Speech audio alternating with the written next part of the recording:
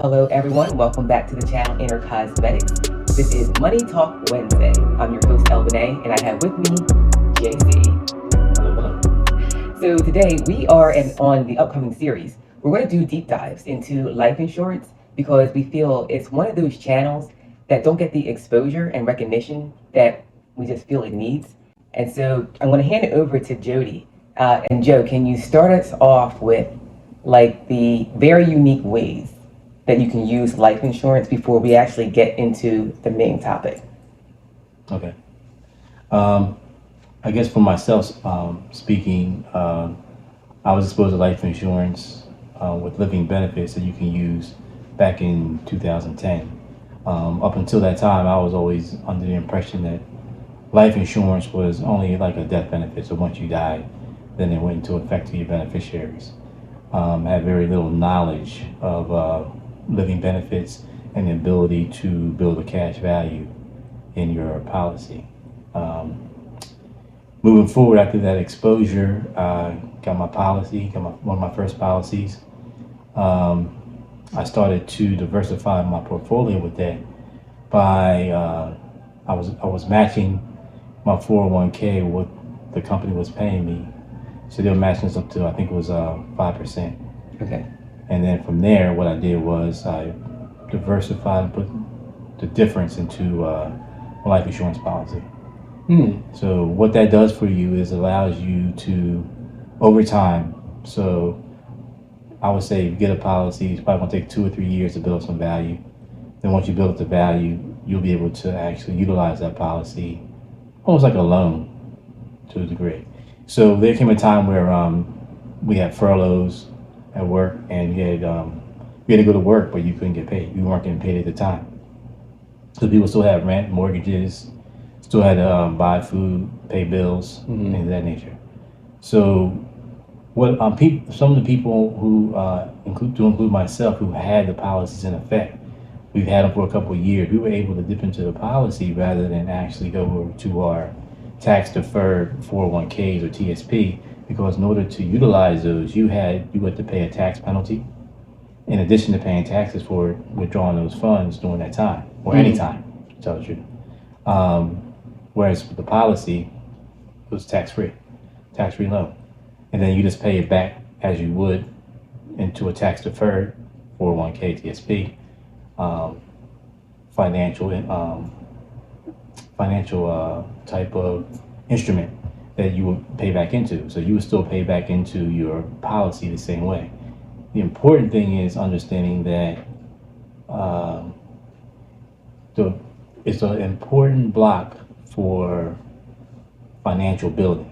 And I have to preface all this with saying this is not financial advice. This is just me sharing my financial journey and understanding. You got to do what you must, got to do your own research and do what's best suited for you. That being said, I found it very beneficial in that. I like what you're saying because we're big on this platform of just learning, right? And in the spiritual realm, a lot of us, we're coming into more abundance and understanding that money is one of those things that we can definitely have a better relationship with, which is why we're having the conversations now on Money Talk Wednesday. And with that, a big part of it is joy and peace is understanding how to allow more of it into our life, but just have a better relationship with it. And so I feel it's in a very important time for us to learn how to allow money to work for us, because we're in this paradigm now where we don't have to labor. And how do we let money work for us? So you were saying with the life insurance and the tax deferred, what are some other ways? Because that's unique to me in allowing that with the life insurance policies. I had gotten it because of my children. And I was introduced to it. My own personal story is I at the time I wasn't making six figures. I didn't have six figures, but you don't have to in order to give your children the opportunity for them to walk into six figures. And I think you do a really great explanation because you're the one that really introduced it and broke it down to me. Could you do the same? How do you introduce and set your children up for the opportunity? Everybody's situation is going to be a little different, but basically, um, the younger you are, the sooner as a parent you can get your children or child a policy, the better. Because there's a lot of it's age, most of it is age based. There's health bases as well, but the most important thing is age. And you want to have time on your side. We're all blessed with time, it's how you utilize your time. But you want time to be on your side. When time's on your side, you that means money's working for you. You aren't working for money. That's all part of getting your time back. What they say, time is money. Money is time. So you want your time to be adequately working for you. This financial instrument allows you to set your child up for a way to secure their retirement as well as even their education. So a lot of times people have the 529, I think it's the 529 programs. The 529, yeah. Right. So, there's no knock on that. You know, people try to guarantee their child's education at a certain rate based on the time. So you try to lock in a rate because over time, things do get more expensive, and that's largely due to inflation. And I'll come back to preface on that again. But when you utilize a policy, what that does is that premium that you pay every month on a permanent policy, not a term policy, but a permanent policy, that allows the cash value to build over time. So you get a policy for your child when they're, 2 or 3 years old, even earlier if possible. And by the time they're 18 and ready to go to college, you should have a nice cash savings in there that you can actually pull from. Also, you're leveraging those premiums in the event that something happens and someone's disabled or they're in a catastrophic situation. You can actually pull from that policy to cover bills, mortgages, things of that nature. From your own child's policy? Not from your child's policy. Then in order for you to have a policy for your child, you would have one yourself as an adult. Okay. So it's not like you can give your child $1 million policy and you have a $4 policy. That's not going to work. Okay, that makes sense. So whatever you have for your child, you have to have that or greater. Okay. So if you want your child to have $1 million policy, you have to have $1 million policy. Okay. There's different ways to do that so you can get at more advantageous, I would say, premiums. Mm-hmm. But that's another conversation. But there is ways to do that so you have a good amount of coverage, and you aren't killing yourself per se, making all the bills meet, and being able to invest in yourself as well. It's all about being smart, not stressing yourself, but at the same time building. A lot of times we get so busy just trying to, I guess, not really focus on ourselves as much. We're just trying to, chase down the bills and put food on the table, and we pay ourselves last. But you got to start paying yourself first. And that shift in mindset. And part of me, and again, like just preface this, not financial advice, but I was one that had a 529. And I actually had one for the children. But for myself, when I compared the 529 to the life insurance policy, in my scenario, it was so many benefits, it wasn't financially worth it to me to keep the 529. Again, do your own research into it, but in doing mine, it's like there was so much coverage that you got with it, Another thing you can build off of that as well is if your child gets into a university or college and you want to apply for any kind of student help or aid or loans, whatever, that 529 is going to count towards your financial aptitude as far as how much you have financially. So they're going to look at that and say, okay, you have this amount of money in your 529. Sorry, you make too much money, you don't qualify. Oh, wow. But with the life insurance policy, permanent, you can have that money is exempt from any kind of financial, I would say, scrutiny. So when they go to see how much you're worth, and if you have too much money or you're not enough, or you meet the qualifications, so that your child can actually apply for this type of loan, that cannot be taken into account. So no penalty. No penalty. Yeah, right. it won't be counted against you for having, I would say, an absorbent amount of money in the policy for the child. Where would any other way it would disqualify you for being able to apply for said loan and things of that nature. So that puts you in a bracket by itself as far as you can save money and it not be held against you for your faithfulness towards, building or not. Whereas a 529 is going to be counted Right. or not. So it's better than over time. It's going to be better than trying to lock in a rate at a certain time or not, because that's going to be counted against you. So you're still getting caught. So I know you can't talk specific numbers, and again, these are all hypotheticals that we're going to throw out there.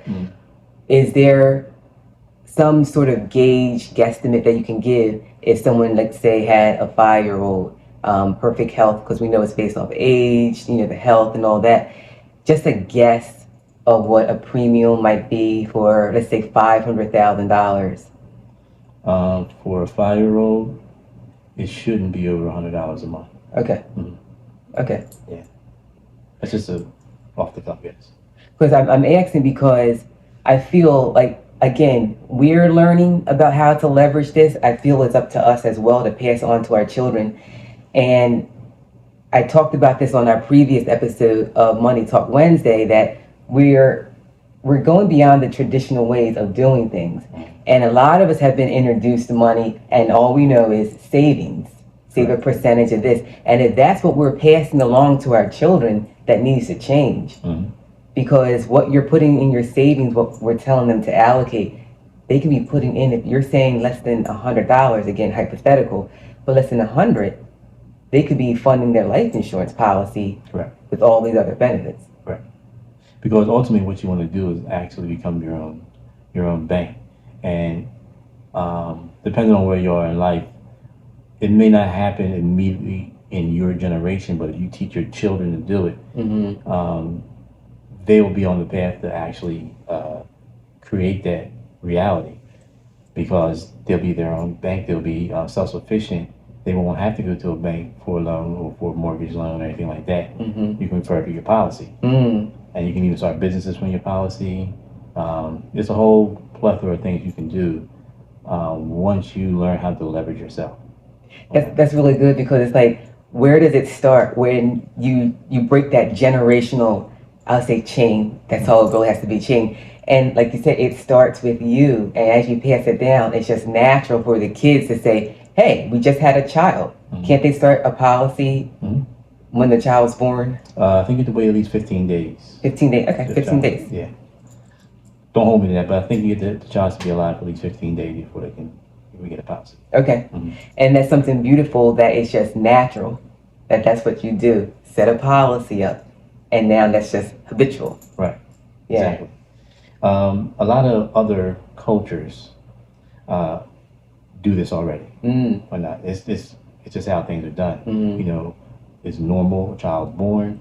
The present is a policy. That's what they're getting presents. Oh wow! Oh, actually, I didn't even think about that. So they're being set up and cared for from the start. No, people aren't buying them Louis Vuitton, and nothing wrong with it. Nothing wrong with it. But it's about priorities. Right. And a lot of times when they buy those things, it's not even coming out of their cash value. They're buying those extra stuff off of the overrides of what they've already set up for generations. But yes, the families actually introduce that to their children early. They use that as a savings account, so they aren't running to the bank for everything. The banks, there's nothing wrong with the bank. We use it as a means of convenience. But as far as building wealth, you want to keep it outside the bank. The bank's going to tax you or hit you with fees from every direction. And at the end of the day, when you look at the bank on the back end, they're doing the same thing as well. They're using an insurance company too. So go directly to the source, because insurance runs everything. So it's kind of like when you have savings account, and we're teaching children with savings, and that low interest yield that you're getting, is that because the bank is playing middleman? Pretty much. Okay. All right. So I like that, going directly to the source. There was something else. Well, I'll come back to it about the children and money. But again, it's that mindset. Mm-hmm. It still boils down to the mindset. Absolutely. You know, and once you jump in there, just be open, right? Mm-hmm. We say to learning, to exploring these things. Yes, you gotta. Initially, when I was first introduced to it, it does come off sounding kind of scammy because you never heard of it before. Like what? Or boring, like life Yeah. insurance. But it's by design. It's not meant to be flashy. It's not meant to be pretty and stuff like that to draw you in. It's meant for you to pass it by. Right. Not look at it as an inconvenience. It's a death thing. It's bad luck. Right. People building empires, and it's one of the pillars Mm. of the empire. It's not the end all answer, Mm-hmm. but it's one of the answers. Mm-hmm. I agree, because so many things, like not knocking anything. Again, we're just highlighting that thing has just been like, why do you think that is? Like no traction, no attention, like you said, by design, I guess. Well, it's one of the keys to freedom, because if you can become your own bank, then you don't need the bank. And so when you don't need the bank, you're on a path to freedom and self empowerment. Okay. Yeah. So it's not something that's going to be advertised to you. In fact, they would try to shut it down. I think if it became too mainstream. Oh, really? Absolutely. So that's why there's always a sense of urgency with things as well. A lot of times people they hear about it and they put it off, and then somebody gets sick and they run back to you. Hey, is that still available? Mm-hmm. I just got I had to go to the hospital, and it's like it's on now that it's on your record. So that's going to be, not saying you still can't be insured, but your premium just went up. Mm. So when you find out about it, reach out to somebody who you may know is in the field, or even reach out to one of us. I'll show you some information will be in the link. Mm-hmm. But reach out to somebody just to even find out how you fit in, or how you can actually get a foot in the door. Yeah. No. Because they're truly, when we say this, guys, something for everybody. Mm-hmm. And again, the topic is so expansive that we are breaking it into segments, but we just wanted to focus on that legacy building, the children, just opening your mind from the savings and just being willing to explore something that's different. Mm-hmm. That's different, because that's how important this is. Joe, there's real estate that it can cover, medical, the tax advantages. It's a lot, and I'm still a student of the industry myself. Mm-hmm. So in the future, we will actually have people that can come on and speak to specific professions and how this tool can be applied for financial gain and coverage of whatever it is you're trying to do in your life.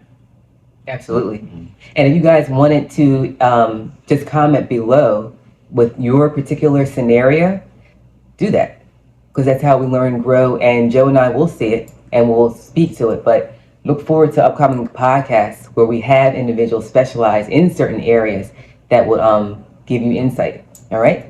So this is the initial conversation. Joe, thanks so much for being here. No problem. Yep. And I'm sure you're going to see JC again. Click the link below. And until next time, guys, stay blessed.